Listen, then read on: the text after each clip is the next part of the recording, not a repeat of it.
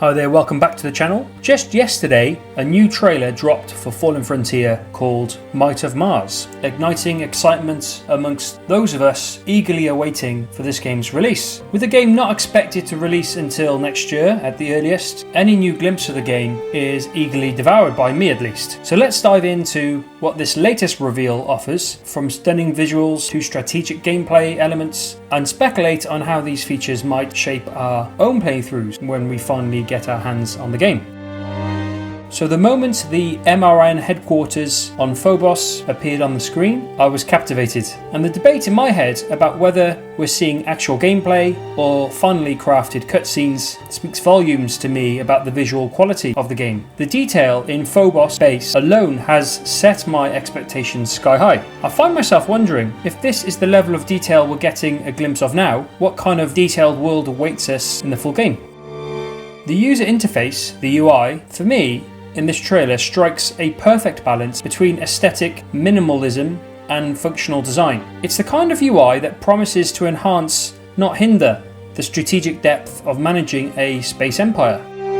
In many space strategy games, the UI can become a game of its own, for better or worse. But from what I've seen here, Fallen Frontier seems to have nailed a design that's both attractive and practical. And this gives me hope that we'll spend less time fighting the menus and more time engaging in the tactical and strategic decisions that lie at the heart of this game.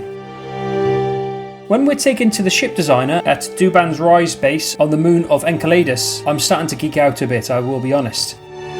The Berwick class frigate's introduction as a 130-metre forward observer truly captivates me. Its design, optimised for deep reconnaissance, features enhanced storage for prolonged missions, advanced sensors for superior enemy detection, improved engines for swift manoeuvring, and an extended jump range for the FTL drive. The Berwick class frigate seems very impressive with its default settings. It has 2 optional module slots alongside 2 main and 2 close-in weapon systems, and I kind of wonder what I'd be using the Berwick class frigate for. Most likely to be scouting unknown territories or setting up ambushes.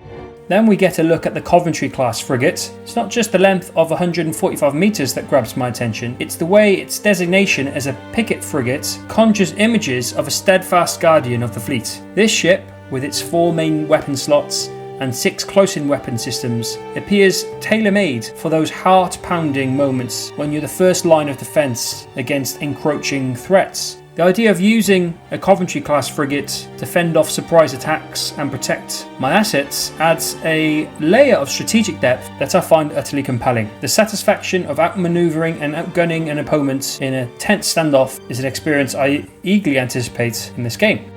Then we have the York and the Fastlane class frigates, detailed at 147 and 138 metres respectively, and they have the focus of scouting and stealth. The York, as a scout frigate with its 3 option slots, 2 main weapons and 4 close-in systems, is designed for thorough area surveillance. In contrast, the Fastlane, designated as a stealth class frigate, mirrors these capabilities but leans heavily into stealth operations, making it ideal for slipping past enemy lines undetected. And their introduction suggests a gameplay which requires well thought out strategic decisions where perhaps cunning and foresight can outplay sheer firepower. The strategic map feature for the Saturn Sector genuinely excites me. This innovative design, effortlessly transitioning between highly detailed 3D models and a simplified 2D strategic overview, is nothing short of brilliant. That means that players can dive into the nitty-gritty of space station operations or fleet movements with a few clicks, then zoom out for a grand view of the sector's geopolitical landscape. This dual approach indicates a game deeply committed to offering both immersive detail and strategic breadth, allowing players to appreciate the complexity of space strategy from every angle. I really like this new map, and it's a feature that will ensure that every decision, whether big or small, is informed and impactful. The FTL, Faster Than Light, travel animation showcased in the trailer, for me, is a visual spectacle that truly sets Fallen Frontier apart from other similar titles. The depiction of ships engaging FTL is beautifully done, and it's details like these that promise to fully immerse players into the game's universe. There was a moment in the trailer that I found quite confusing. There is a Coventry class frigate named York, which would be fine, except there's also an entirely different class of frigate actually called York. It's like naming your cat's dog when you already have a dog. A bit of complexity in a game can add depth, but when it comes to ship classes and names, clarity is crucial for planning and executing strategies. Hopefully this mix-up is just a quirk of the trailer, or maybe I just got confused myself. The TDF Caprice, a Sakula class mining barge, unveils a mining operation that's as visually impressive as it is conceptually engaging. The barge deploys a missile that fragments into multiple smaller missiles just before impact, targeting an asteroid. This fragmentation results in the asteroid breaking apart, followed by small mining ships darting around to harvest the debris.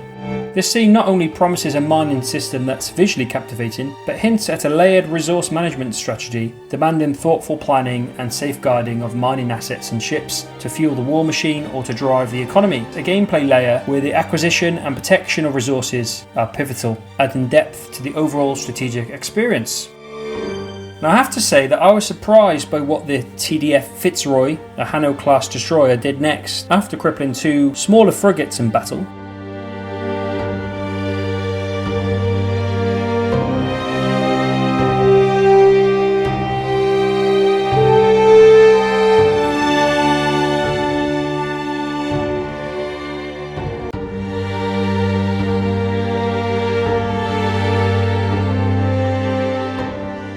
The destroyer launched a full complement of 40 missiles at the moon Iapetus in a devastating bombardment.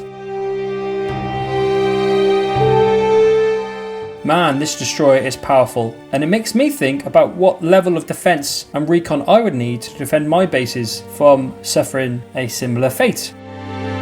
To wrap up then, Fallen Frontier in this latest trailer once again shows that we are right to be excited about this title. Once again, the game seems to promise a rich, strategic and visually stunning experience. From ship design to space battles, every detail has me eager to dive in and carve out my own path through the stars of Fallen Frontier. The wait for release might be tough, but if the game lives up to this trailer, it'll be worth every second. What do you think about the latest trailer? Let me know in the comments below. I'd really appreciate if you liked this video to hit the like button and subscribe for more content very soon. But until next time, take care.